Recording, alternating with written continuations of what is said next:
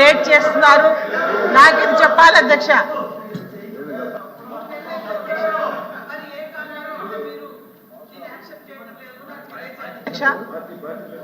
అధ్యక్ష, నేను వైఎస్ఆర్సీపీ నుంచి ఎమ్మెల్సీగా మరి రాజీనామా చేశాను. మరి 3 నెలలు అవుతుంది అధ్యక్ష. మీరు యాక్సెప్ట్ చేయకుండా దీన్ని నానుస్తున్నారు. దీన్ని తొందరగా మీ రిజిగ్నేషన్స్ అన్ని పరిశీలనలో ఉన్నాయి, పరిశీలిస్తున్నాం. ఓకే, ప్లీజ్ సెలవు. కళ్యాణ్. సభకు నమస్కారం అధ్యక్ష. బడ్జెట్ మీద చర్చలో మాట్లాడే అవకాశం కల్పించినందుకు ధన్యవాదాలు తెలియజేస్తున్నాను అధ్యక్ష. గత 5 నెలలుగా ఈ రాష్ట్ర ప్రజలందరూ బడ్జెట్ ఎప్పుడు వస్తుందని చాలా ఎదురు చూశారు అధ్యక్ష. అసలు దేశ చరిత్రలో కానీ రాష్ట్ర చరిత్రలో కానీ ఎప్పుడు ఇలా 6-7 నెలలు ఓటాన్ బడ్జెట్తో గడిపేయడం అనేది జరగలేదు అధ్యక్ష.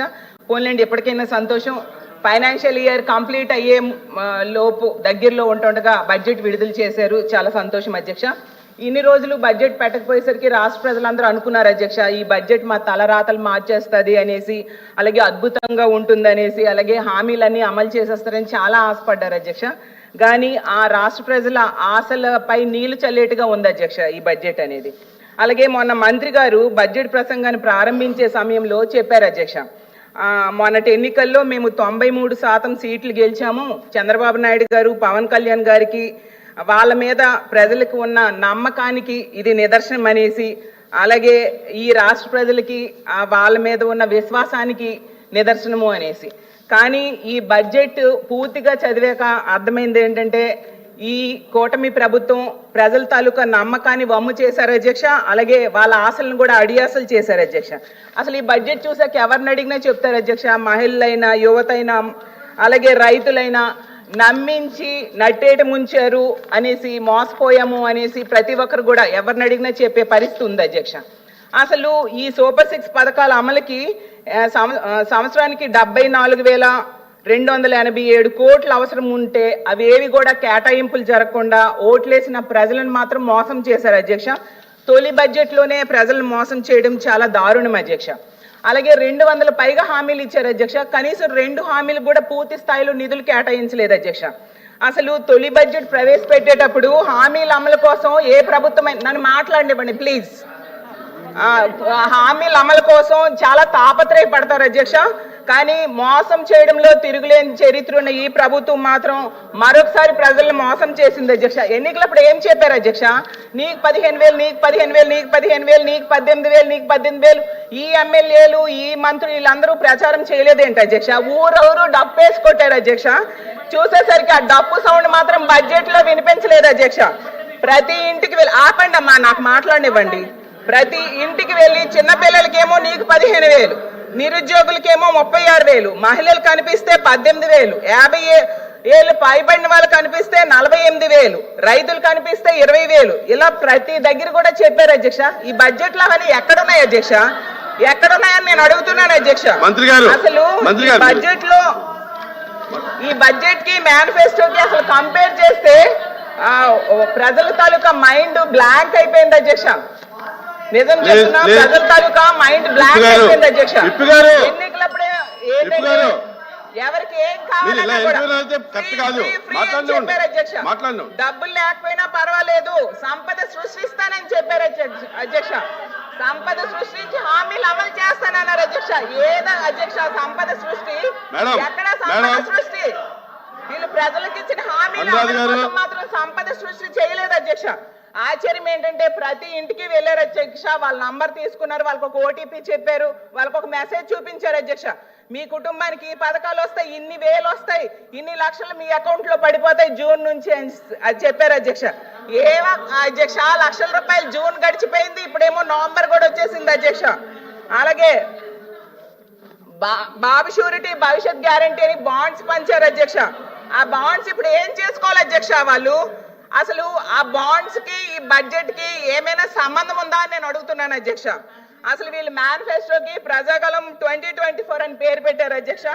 అసలు ప్రజాగలం కాస్త ప్రజాగరళంగా అయింది అధ్యక్ష. సూపర్ 6 సూపర్ చీట్స్ గా అయిపోయింది అధ్యక్ష. ఈ బడ్జెట్ చూస్తే మేనిఫెస్టో ఏమో మాయాఫెస్టో అయిపోయింది అధ్యక్ష. బాబు షూరిటీ భవిష్యత్ గ్యారంటీ అనేది బాబు షూరిటీ ఎన్నికల గ్యారంటీలా తయారు చేశారు అధ్యక్ష. అసలు వీళ్ళు చెప్పిన పథకాలకి బడ్జెట్ లో కేటాయించిన నిధులకి పోలిస్తే తల్లికి వందనం తల్లికి మంత్రి గారు. అధ్యక్ష ఈ బడ్జెట్ చూశాక ఈ రాష్ట్ర ప్రజలందరూ ఏమనుకున్నారంటే కొండ నాలుగు మందేస్తే ఉన్న నాలుగు ఊడిపోయినట్టుగా తయారైంది అనేసి మా పరిస్థితిని ఫీల్ అవుతున్నారు అధ్యక్ష. ఎందుకంటే గతంలో జగన్మోహన్ రెడ్డి గారు 98.5% హామీలు నెరవేర్చారు అధ్యక్ష. అతను ఇచ్చిన అమ్మఒడి ఆపేశారు అధ్యక్ష, రైతు భరోసా ఆగిపోయింది, విద్యా దీవెన ఆగిపోయింది, వసతి దీవెన, సున్నా వడ్డీ బకాయిలు అన్ని ఆపేశారు అధ్యక్ష. 17 మెడికల్ కాలేజీల నిర్మాణం ఆపేశారు అధ్యక్ష. పాఠశాలల్లో నాడు నేడి పనులు ఆపేశారు. మత్స్యకార భరోసా లేదు, వాహన మిత్ర లేదు, కాపు నేస్తం లేదు, ఈబీసీ నేస్తం, చేయూత ఏమీ లేవు అధ్యక్ష. అసలు ప్రతి ఇంటికి ప్రతి కుటుంబానికి ఆర్థికంగా చేయూతనిచ్చి పేదరికం నిర్మూలించడం కోసం ఉపయోగపడిన పథకాలన్నీ ఈ రోజు లేవు అధ్యక్ష. వీళ్ళు అధికారంలోకి రాకముందు ఏం చెప్పారంటే జగన్మోహన్ రెడ్డి గారి కంటే మేము ఎక్కువ ఇస్తాము, రెట్టింపు సంక్షేమం మేము ఇస్తాం చెప్పడంతో ప్రజలు నమ్మి ఓట్లేశారు అధ్యక్ష. ఈ బడ్జెట్ ప్రజల ఆశలు ఉసూరు అనిపించాయి అధ్యక్ష. ఈ రోజు తీసుకుంటే వీళ్ళ మేనిఫెస్టోలో మొదటి హామీ అధ్యక్ష మనం చూస్తే యువగలం 20 లక్షలు ఉద్యోగాలు ఇస్తాము, లేదంటే నెలకి 3,000 రూపాయలు నిరుద్యోగ భృతి ఇస్తాము అని చెప్పారు అధ్యక్ష. 20 లక్షల ఉద్యోగాలు అంటే సంవత్సరంకి 4 లక్షల ఉద్యోగాలు ఇవ్వాలి అధ్యక్ష. ఇప్పటికీ 5 నెలలు 6 నెలలు అవుతుంది అధ్యక్ష, కనీసం ఒక్క ఉద్యోగం కూడా భర్తీ చేయలేదు అధ్యక్ష. వీళ్ళు డిఎస్సి నోటిఫికేషన్ 16,367 పోస్టులు ఇచ్చారు అధ్యక్ష. కానీ అందులో 10,000 పోస్టులు గత ప్రభుత్వం నోటిఫికేషన్ ఇచ్చింది అధ్యక్ష. ఎన్నికల వల్ల అది ఆగిపోయింది అధ్యక్ష. ఇప్పుడు నవంబర్ 5న అధ్యక్ష డిఎస్సి నోటిఫికేషన్ జారీ చేస్తామన్నారు. ఏది అధ్యక్ష? నవంబర్ 5 అయిపోయింది కదా, నోటిఫికేషన్ ఎక్కడుంది అని అడుగుతున్నాను అధ్యక్ష. అలాగే ఉద్యోగాలు ఇవ్వకపోతే 3,000 రూపాయలు నిరుద్యోగ భృతి అన్నారు. 12 నెలలకి తీసుకుంటే 7,200 కోట్లు అవసరం. అది కూడా దాని గురించి రూపాయి కూడా ఒక పైసా కూడా ఇందులో విదల్చిన పరిస్థితి మనం చూసాం అధ్యక్ష. Job calendar running commentary correct కాదు, క్యాలెండర్ ఎక్కడుంది అని నేను అడుగుతున్నాను అధ్యక్ష. అలాగే తీసుకుంటే వాలంటీర్లకి 5,000 నుంచి 10,000 చేస్తామన్నారు అధ్యక్ష. అంతకంటే ఇంకో ముఖ్యమైన విషయం చెప్తాను అధ్యక్ష. ఈ రాష్ట్రంలో ఉన్న ప్రభుత్వ ఉద్యోగుల పరిస్థితి మింగలేక కక్కలేక అన్న పరిస్థితిలో ఉంది అధ్యక్ష. ప్రభుత్వం అధికారంలోకి రాగానే 1వ నెల జీతం ఇస్తామన్నారు అధ్యక్ష.